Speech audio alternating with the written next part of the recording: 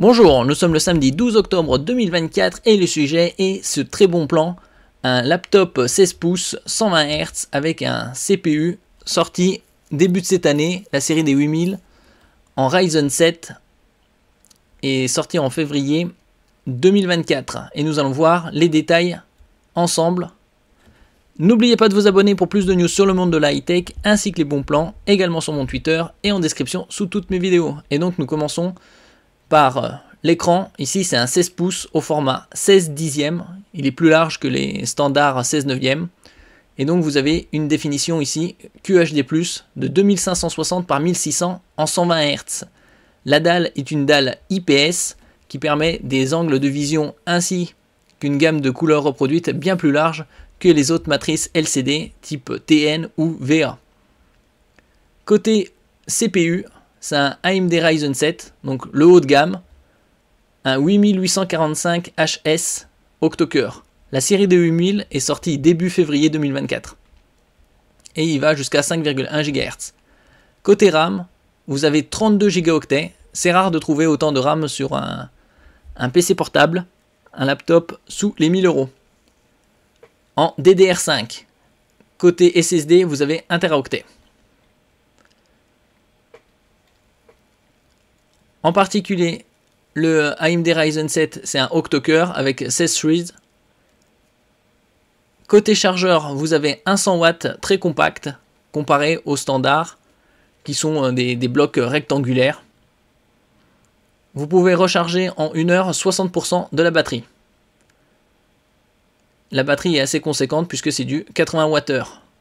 Ils annoncent 10 heures d'autonomie, vaut mieux compter plutôt 7 puisque, comme je le dis toujours, l'autonomie annoncée, c'est dans des conditions très spécifiques, luminosité la plus basse et lecture vidéo locale.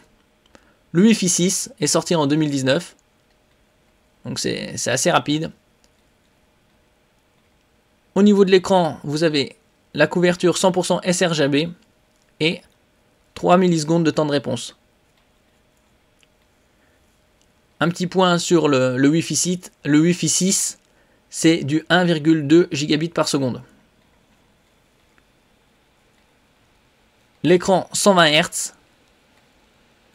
Et pour avoir un prix de 799 €, il n'y a pas de GPU dédié comme une RTX 4060. Ici, la partie graphique est directement intégrée au CPU. C'est un AMD Radeon 780M, le même que l'on trouve sur les consoles portables type Asus ROG Ally, Asus ROG Ally X, Lenovo Legion Go, qui permet de faire tourner les jeux AAA en Full HD avec les détails au maximum. Après, on peut jouer sur les détails hauts également pour avoir plus de FPS. La comparaison par rapport à la génération précédente, les 7735 HS, on voit une grosse différence dans le benchmark au niveau du single core, simple cœur et multi-cœur.